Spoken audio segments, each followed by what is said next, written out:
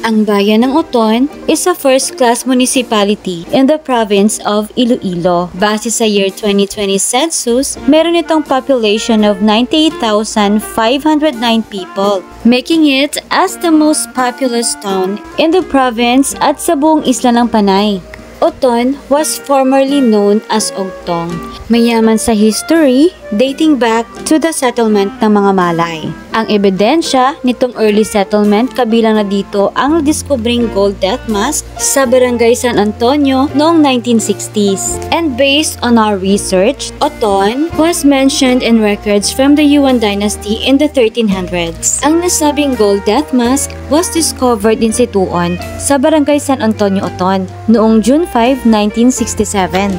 The gold mask was found covering the deceased face. Meron sa dalawang mata at ilong. Ang mga Bisaya noon naniniwala na naaakit ang mga multo sa ginto. Kaya naman, naglalagay sila ng ginto bilang alay sa namatay. O di kaya, mga gamit nito na madalas nitong gamitin o kinahuhumalingan.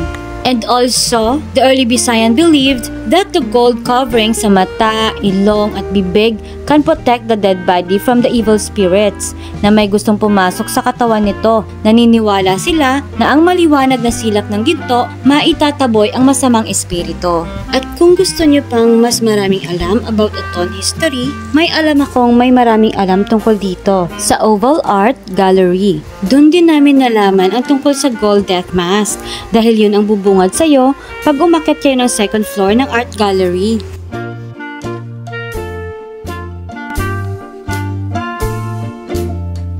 Hello viewers, diri ni gali sa Oval Art Gallery located sa Abilay Sur, Oton, Iloilo. So gini-invite ka mo nga magkadto man diri agon mag-explore. First ever nga daw farm gallery siya situated sa tunga sang Kaumhan. Kag gina-offer namon subong ang amon nga exhibit ay entitled Kami ang Tamong with actual replica of the Oton Gold Death Mask, which nagka-comprise ng mga interpretations ng iban-iban nga mga painters, nga artists, sang history sang Oton. Nakaka-proud na meron tayong mga local artists na magagaling sa larangan ng art. Ang mga artist na ito, na ibabahagi nila sa atin ang kung ano man ang pinagdadaanan nila. Mababasa mo sa mga mismong mga likha nila. At sa mga gustong bumisita, will comment their Facebook page on the comment section. And shout out to Ms. Zai Servidad Magbanwa from Oval Art Gallery.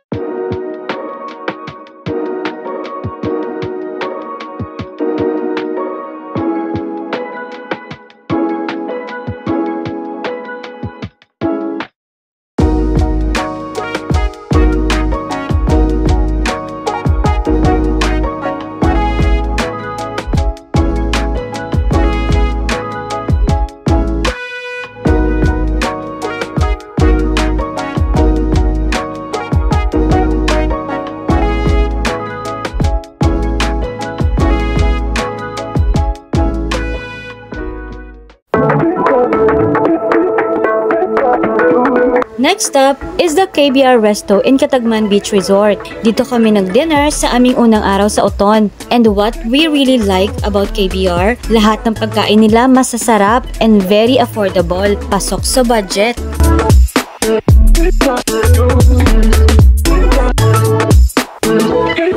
Maliban sa masasarap na pagkain during daytime, pwede rin dito mag-swimming. Malinis ang dagat at may magandang sunset view. Dito sa Catagman Beach Resort, meron silang kayak. Makakapag-kayaking ka na for only 150 pesos per hour. So, if you are looking for a budget-friendly resort, Catagman Beach Resort is the right one for you.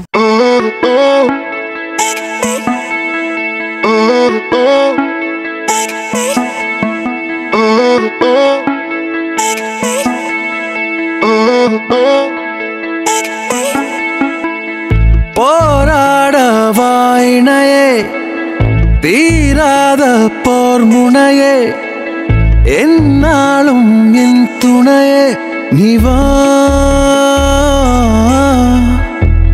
சாயாத நேர்குரலா Bumalik kami the next day sa Uton dahil mainit ang panahon, pumunta muna kami sa bagong bukas na SOS o Sweet or Savory. They sell homemade ice cream with different flavors, kaya maraming pagpipilian. So, tinry namin itong waffle ice cream nila dahil mukhang masarap sa picture. So, titikman natin kung talagang masarap.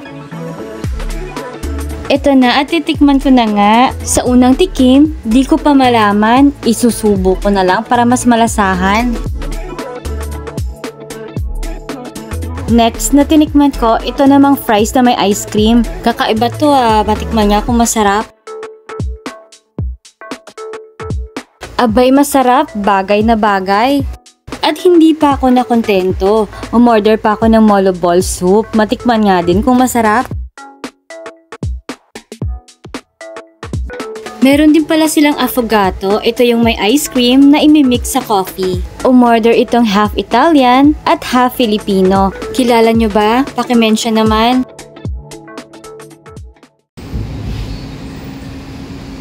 Buono. Buonissimo.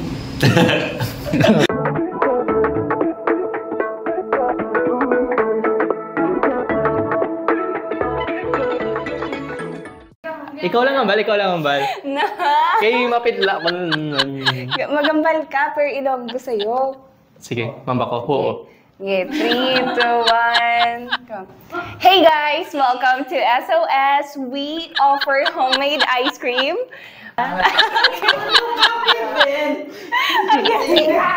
Hey guys! Welcome to SOS. Sweet or savory? We are the newly opened homemade ice cream. First ever shop here in Oton, Iloilo. We have not just ice cream, but we also offer pancit molo, Fries, single waffle, and the first in Iloilo, affogato. the real classic Italian affogato. So come here at Arya Plaza building right beside Public Market, Oton Public Market. Hindi, tagig kayo mo na mag-gets kayo. Tutuod ba lang? Hey guys, welcome to SOS. Sweet or savory? The first ever ice cream shop here in Oton. We offer homemade ice cream, and not just homemade ice cream, but also Pancit molo, fries, waffles, and of course, authentic affogato. the real classic Italian affogato. We are located in Arya Plaza, the newest building right beside Oton Public Market. Hope to see you soon. Pagkatapos namin sa sweet and savory, nagpunta kami sa mga nagtitinda ng lampirong o window pane oysters. Isa din ito sa dinadayo sa Oton dahil dito ang may pinakamadaming nagtitinda nitong lampirong. Pagkatapos namin bumili, dumiretso na din kami sa Barangay Trapiche para bumili ng buko pie sa Nang Palangs. Dito mo lang matitikman ang pinakamasarap na buko pie at sa paniniwala ko sa buong Pilipinas.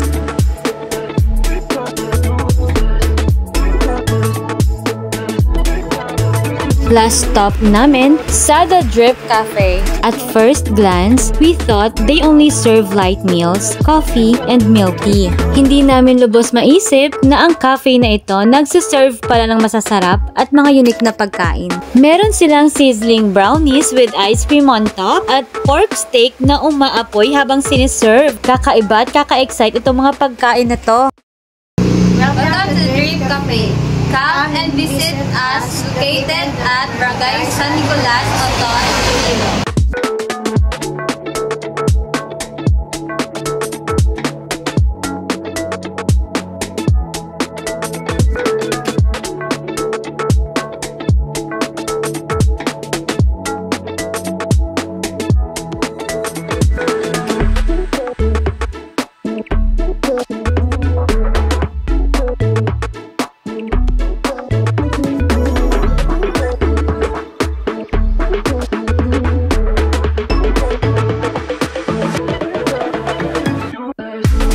And they also serve cream of mushroom na nakalagay sa loob ng sourdough bread. Isa talaga to sa nagustuhan ko dito sa The Drip Cafe. Favorite ko na to.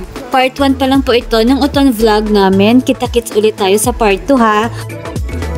Huwag niyo pong kalimutan mag-follow, like, at mag-share ng page na to.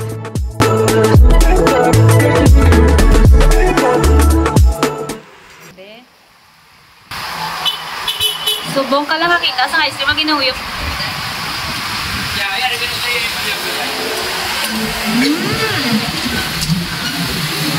Mama, I like it.